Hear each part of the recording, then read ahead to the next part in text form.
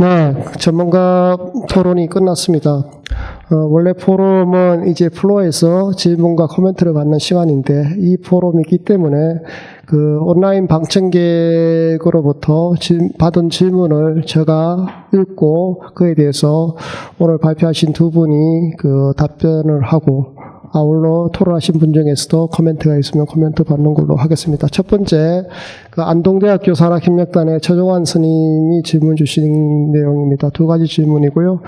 그 티어로 관련 법령이 파편화되어 있고 법령상 정부부처 분리되어 있는 문제에 대해서 말씀하셨습니다. 사학간 중복성 논란 및 특정 상위 대학의 티어로에서 파편화되어 있는 정부 사업을 계속 수주하고 있고 지방 중소대학 티어로에서는 계속 배제되고 성장 동력이 뒤처지는 악순환이 반복되고 있다고 생각된다는 얘기입니다. 이 문제에 대해서 정부와 기타 연구기관에서 어떤 논의들이 있는지 궁금한 내용이고요. 두 번째 질문, 두 번째 질문은 그 같은 이유로 TLO 관련 업무를 하면서 TLO 업무 원스톱으로 총괄할 수 있는 기관이 있다면 많은 중소대학 TLO들이 좀 더 체계적으로 업무를 파악하고 발전할 수 있을 것으로 기대가 되는데 이에 대한 그 논의와 공감대에 대한 의견이 있었습니다. 다음 두 번째 질문 띄워주시죠. 다음 두 번째 질문은 연세대학교 김동용 선생님이 질문하셨는데 R&D 기획 단계로부터 사업화 전략이 필요하다는 얘기를 수년 전부터 계속 있었지만 그 대형 R&D 과제에 대한 사업화 전략이 여전히 빈약한데 이러한 이유가 뭔지 제도적인 해결 방안이 없는지에 대한 궁금증을 말씀하셨습니다. 세 번째 질문, 세 번째 질문은 한밭대 기술지주 김진호 팀장이 말씀하신 내용인데요. 그 한밭대 사례로 말씀하셨고 기술 사업화 업무를 위탁받아 수행하고 있는데 TLO 업무에서 대학 부유 기술과 수요 기업 간의 기술 개발 수준의 갭 좁히기 어려운 문제 항상 존재한다. 그래서 함께 달리기 콘크리테이션 관점에서 공급자 수요자의 갭을 효율적으로 좁힐 수 있는 요건이 무엇인지에 대한 질문입니다. 마지막으로 그 당국대 전유정 선생님이 함께 달리기 국내 사례에 대해서 말씀해 주셨으면 앞으로 산학연에 어떻게 적용할 방안과 계획이 궁금하다는 얘기입니다. 주로 질문이 거의 비슷한데 손수정 박사님 답변할 내용이 좀 많은 것 같습니다. 먼저 우리 손수정 박사님 질문에 대한 답변 좀 부탁드리겠습니다. 네, 감사합니다. 주신 질문 하나하나가 상당히 중요하고 좀 민감한 부분들도 있어서 제가 이 자리에서 어떻게 답변을 드려야 되는지는 잘 모르겠습니다. 그럼에도 불구하고 제가 지금 드릴 수 있는 말씀은 크게 세 가지 질문이라고 이해가 됩니다. 첫 번째는 TLO 관련된 질문이시고 두 번째는 수요자와 공급자, 연구계와 산업계의 갭에 관련된 질문이시고 마지막으로는 코크리에이션을 어떻게 적용할 것이냐, 하우에 관련된 질문이다라고 이해가 됩니다. 그래서 첫 번째, TLO 관련돼서 지방 TLO가 겪고 있는 어려움 등을 외부 TLO 모델 등을 활용해서 말씀을 해주셨는데요. 실질적으로 외부 TLO 모델이 독일이나 일본 등에서 활용이 됐었습니다. 그럼에도 불구하고 외부 TLO라는 어떤 통합적인 게이트를 만들어주는 것, 통합적인 플랫폼을 만들어주는 것이 효과가 있다라는 측면과 그 안에서 활동하는 다양한 주체들이 상대적인 어떤 어려움 등이 있어서 실질적으로 효과가 없다라는 의견들이 상당히 다양하게 존재를 하고 있어서 지금 말씀하신 우리의 지방 TLO의 배제 문제가 과연 어떻게 해결될 수 있을까라는 부분에 대해서는 저희도 많이 고민은 하고 있지만 쉽지는 않은 접근이지 않을까라고 생각이 됩니다. 다만 외부 TLO 관련돼서 지금 이 TLO가 지금까지 여러 가지 측면에서 그런 TLO 역량이 상대적으로 부족한 쪽에 대한 지원 사업을 해왔었는데 아쉽게도 그것도 이제 그 종료 사업으로 되고 있어서 그 다음 이 TLO와 같은 외부의 어떤 그런 지금 말씀하셨던 통합 창구가 돼줄 수 있는 TLO 모델이 뭐가 있을까라는 후속 논의는 이루어지지 않을까라고 생각이 듭니다. 다만 그럼에도 불구하고 대학 스스로 TLO 역량 강화를 위해서 어떤 노력을 할 수 있는가 스스로에 대한 되돌아봄도 필요하지 않을까라는 생각이 조심스럽게 듭니다. 그 부분을 말씀드리고 싶고요. 갭이라는 것은 돌고 돌아보니까 그렇더라고요. 연구계와 산업계, 수요자와 공급자의 갭을 좁히자라는 것 자체가 실질적으로는 불가능한 얘기인 것 같더라고요. 갭이 존재하면 갭은 그대로 존재할 수밖에 없는 얘기인 것 같아요. 그래서 아마 지금은 그 갭이라는 것 자체를 처음부터 없애보자라는 접근이 시도되고 있는 게 아닌가라는 생각이 듭니다.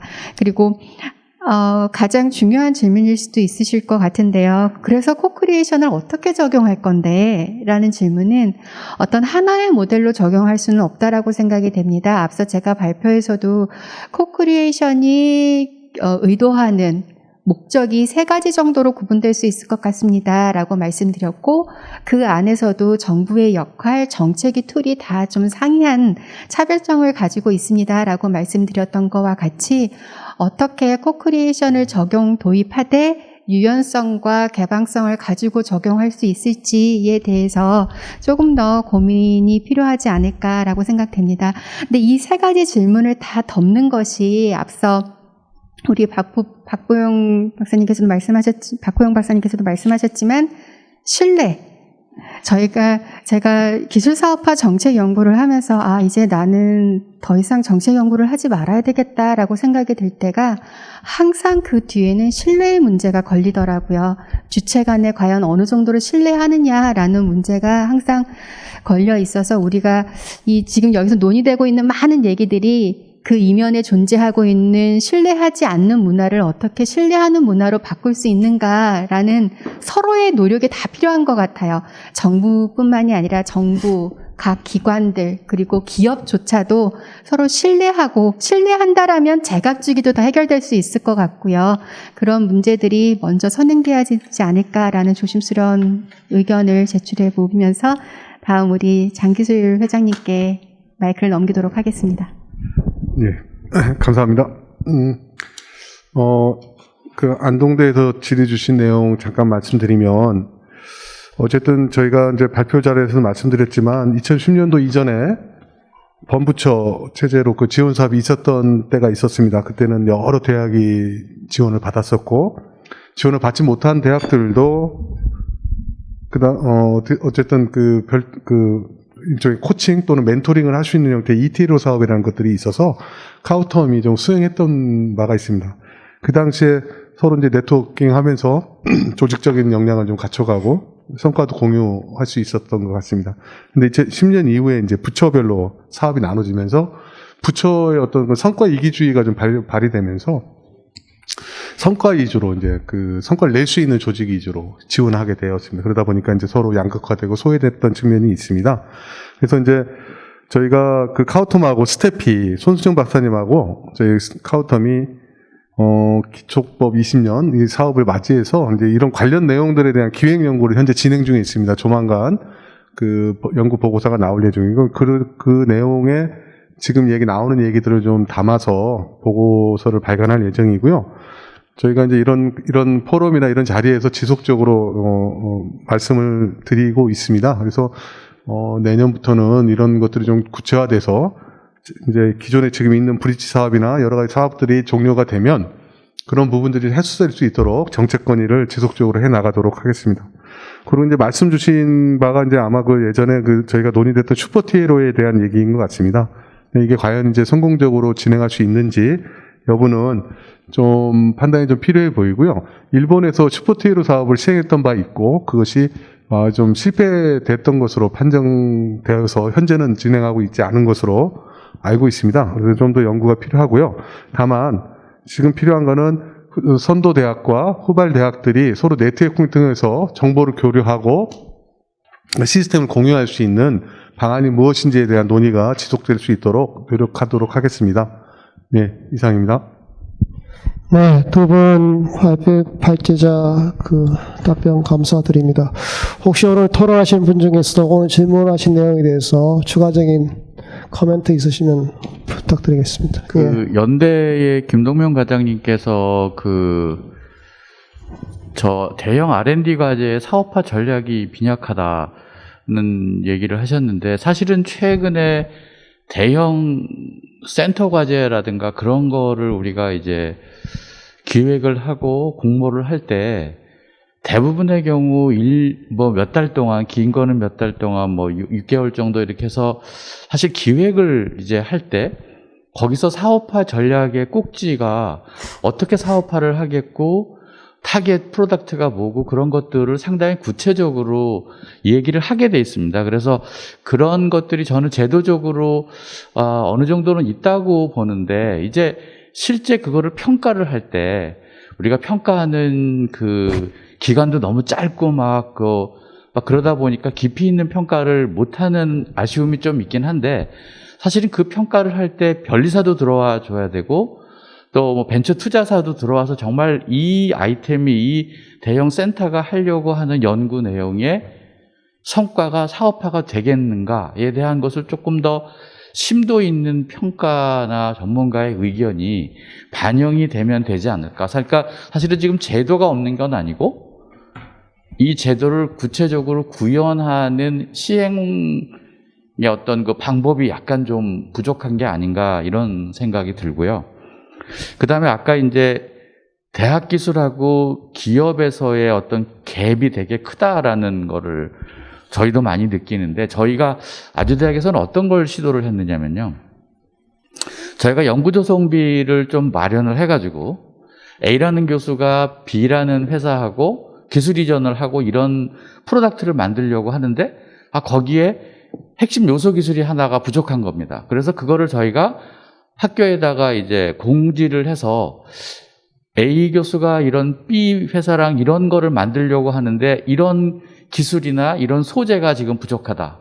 이거에 관련해서 본인들이 참여할 의사가 있으면 지원을 해라. 그래가지고 저희가 시드 머니로 한 6개월 정도, 짧게는 3개월 또는 6개월 정도를 그 교수하고 기술 수요 기업하고 만나서 협의를 해서 타당성을 검토를 해서 이 갭 중에 이 부분을 메꿀 수 있다라고 하면 기술 이전을 할 때 저희가 기술료를 받으면서 실제로 상용화가 될 때까지 1년 정도 계약을 합니다. 그래서 이제 그 컨설팅 피를 그 회사에서 지불하는 조건으로 해서 그렇게 되면 그 갭을 어떤 특정 교수의 기술만 가지고 상용화를 하는 게 아니라 그게 근간이 되기는 하지만 거기에 필요한 요소 기술이 또 따라갈 수 있는 이제 그런 것들이 어떻게 보면 좀 갭을 그래도 좀 메꾸는 그런 방안이 아닌가 그런 생각을 했습니다.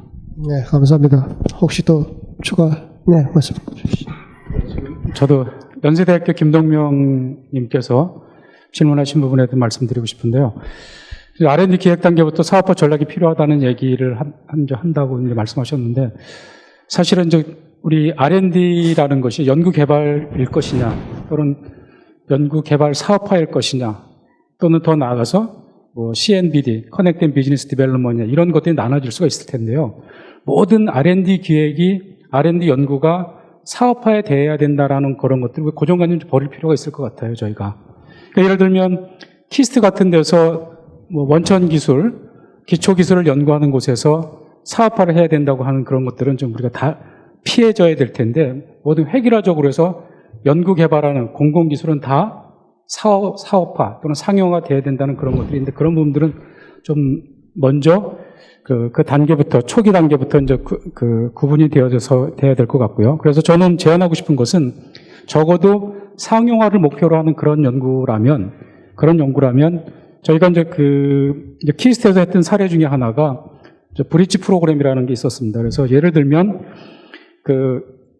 키스트에서 개발한 기술은 연구 기술인데 그 기술을 필요로 하는 기업이 있다고 하면 그 기업이 키스트 기술이 바로 가서는 바로 상용 기술이 안 되니 다시 한번 소위 말해서 인큐베이팅을 해야 되는데 그 인큐베이팅 하는 동안에 이 기술의 어떤 사업성 또는 시장성 매력도 같은 것을 분석할 수 있는 그런 게 필요하지 않나 생각이 듭니다. 그래서 시장성 매력들을 통한 또는 사업성 매력 등을 통해서 우리가 BM 어널리시스를 하는 것인데 그런 걸 통해서 이 기술이 개발이 되어진다면 향후 어떤 시장을 타겟할 것이며 어떤 시장 가운데 우리가 어느 정도의 어떤 마켓 쉐어를 가져갈 건지 그런 정도를 사전 조사를 하면 되는데 그 사전 조사하는 비용은 실제 과제비에 비하면 뭐 1%도 안 되는 매우 작은 금액입니다. 그런 작은 금액이 투입되어져서 아까 우리 아주대학교 교수 말씀하셨던 것처럼 초기에 그런 부분들을 미리 연구하고 실제 과제가 진행됐을 때는 BR&D 파트로 해서 이런 것을 지속적으로 팔로우할 수 있는 그런 그 팀이 같이 들어간다 그러면 적어도 과제가 끝났을 때 바로는 기업의 우리가 R&D 기술이라는 건 바로 제조 기술이 되는 것이 아니기 때문에 적어도 R&D 기술의 제조 기술을 트랜스퍼하는 단계에서는 상당히 빠른 안착을 할 수 있다 이런 생각이 들고요. 그런 면에서는 다시 한번 정리하면 초기에는 이게 상용화 기술이냐 아니면 기초 연구 기술이냐를 먼저 구분하는 것 자체가 필요하고 상용화 기술을 타겟한다 그러면 우리가 그것에 대한 시장성 매력도 사업성 매력도를 사전 조사를 해서 초기 비용을 꼭 해서 갈 수 있는 것. 그 다음에는 다시 그 B.R.N.D. 안일 B자 B자 R&D 팀이 들어가서 그것을 지속적으로 같이 이제 코-크리에이션이 된다면 적어도는 그 사업화 이 성공률이 높지 않을까 이런 생각이 듭니다. 감사합니다. 네, 감사합니다. 혹시 더 질문, 말씀 주시죠. 예, 저 연세대학교 김동명 선생님께서 질문하신 거에 대해서 아까 저도 말씀드렸습니다만은 기획 단계에서 사업화 전략이 필요하다는 얘기 사실은 수십 년 전부터 저런 얘기 계속 있었습니다. 그리고 저희 연구원에서는 또 저런 것들을 시도해 보려고 노력도 했습니다. 그럼에도 불구하고 질문 내용처럼 여전히 빈약한데 왜 그러냐라고 질문을 해주셨는데 사실 제가 이제 현장에서 보기에는 실제 대형 R&D 과제든 아니면 소형이든 간에 과제 기획은 이제 연구 책임자 담당하고 계시는 분이 전체에 대한 그 마스터 플랜을 수립하게 되는데 그 기본적으로 연구자들의 그 R&D에 대한 생각에서 사업화는 여전히 비R&D성 어떤 행위로 일단 인식을 하고 있습니다. 그렇기 때문에 R&D 전주기를 이렇게 구성을 할 때 마지막에 기술 이전을 하고 뭐 추가 R&D를 하고 또는 조인트 벤처를 만든다거나 하는 활동은 비R&D죠. 그러니까 내 R&D가 끝나고 나면은 이루어지는 활동이다. 이런 생각을 하고 있기 때문에 과제 기획에서 거기까지 신경을 써서 만들지는 않는다라고 하는 것입니다. 그리고 또 실제로 이제 그런 생각을 조금씩 바꿔보려고 노력을 하고 있기 때문에 지금은 조금 개선이 되었다라고 생각을 합니다만은 이제 문제는 인력에서 또 사실은 부딪히게 되어 있습니다. 그 대형 R&D 과제에 참여하는 그 인력들이 이제 사업화 전략을 수립을 한다거나 이런 계획 활동을 하는데 그에 대한 전문적인 어떤 역량이나 또 그걸 지원해 줄 수 있는 기관 차원에서도 이제 TLO가 보통 그 지원의 역할을 합니다만은 지금 TLO 아까 말씀하셨습니다만은 TLO의 사실 인적 역량이 그 여러 개 또는 수십 개의 과제에 일일이 그 인발부되어서 사업화 전략을 수립해 줄 수 있느냐라고 아마 물어보면 대부분의 대학이나 또 출연연도 좀 부정적인 아마 입장이 되지 않을까 싶습니다. 그래서 연구자의 그 사업화에 대한 마인드, 두 번째는 그걸 지원해 줄 수 있는 TLO의 어떤 인적 역량, 이것이 사실 가장 큰 이유가 아닌가라고 저는 생각을 합니다. 네, 감사합니다. 예, 그 추가 질문이 들어왔습니다. 아마 손수정 박사님 답을 하셔야 될 것 같은데, 부산대학교 김윤환 님인데요. 최근 부산대학교에서 지역 기업과 교내 연구자 간의 산학 협력 참여자에 관한 강력한 연계와 협력을 위한 협동조합 형태를 구상하고 있답니다. 그래서 그와 관련해서 그 코크리에이션의 일환으로 관련 있는 것으로 보여지는데 지역 산업하고 대학의 어떤 역할이 강화된 어떤 그런 해외 사례 이런 게 혹시 있으면은 좀 알려주십사 하고 질문이 왔습니다. 혹시 답변 가능하신가요?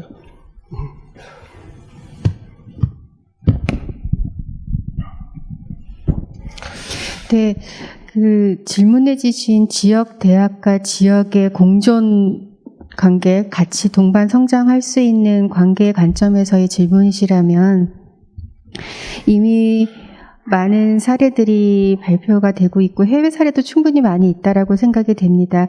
우리가 실리콘밸리를 상당히 선도 모델이라고 생각을 하고 우리가 벤치마킹하고 싶은 모델이다라고 생각하지만 그건 역시도 어떻게 생각하면 시작은 실리콘밸리 지역에 있는 대학과 그 지역을 어떻게 성장시킬 수 있느냐라는 접근에서 시작된 게 아닌가 싶습니다. 그 외에도 유럽에서는 유럽 지역에 있는 혁신 클러스터에 대한 금메달 은메달, 동메달을 수여하는 프로그램이 있습니다.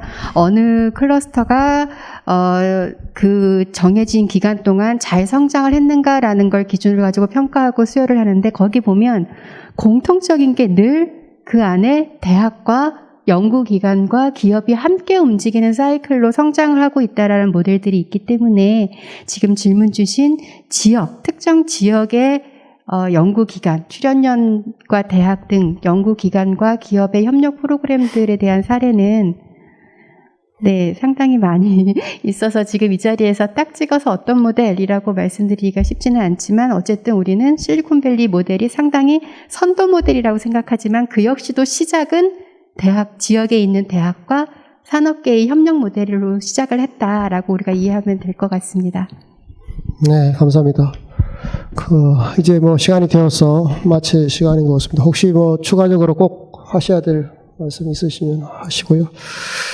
없으시면은 뭐 오늘 그 공공연구선과 활용 확산 전략 굉장히 중요한 토픽이고 이 시기에 굉장히 중요한 내용인 것 같습니다. 하여튼 뭐 아까 R&D의 갭 얘기하셨는데 제가 생각에는 뭐 대학이나 출연료는 R&D 자체에 굉장히 실패를 많이 해야 된다. 실패로 용인할 수 있는 어떤 그런 시스템이 돼야 되는 거고, 기업은 조금은 실패를 하면 안 돼. 돈하고 직결되기 때문에 대학에서 출연연에서 이미 개발된 것 같다 충분히 실패를 경험한 기술을 이전받을 수 있도록 그런 어떤 채널이 되는 게 굉장히 중요한 부분이고요. 또 한 가지 얘기는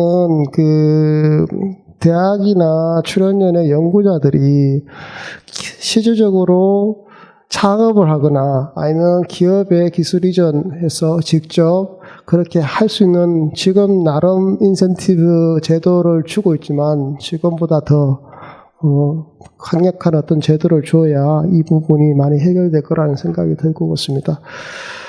마지막으로 또한 아까 뭐 통합 TLO 얘기가 나왔는데 아마 TLO가 여러 가지 역할을 하더라도 아마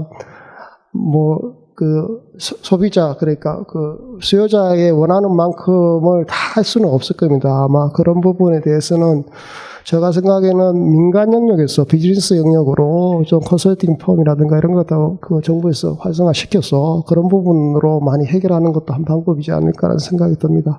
하여튼 오늘 뭐 전반적으로 여러 가지 논의를 많이 하였고, 지금까지 어떤 성과 확산 실용화를 위해서 조금의 진일보된 어떤 전략이나 어떤 내용이 오늘 토론 내용이 나왔는 내용이 정부 정책으로 반영되기를 원합니다. 이것으로 본 포럼을 큰 박수로 마치도록 하겠습니다. 네, 감사합니다.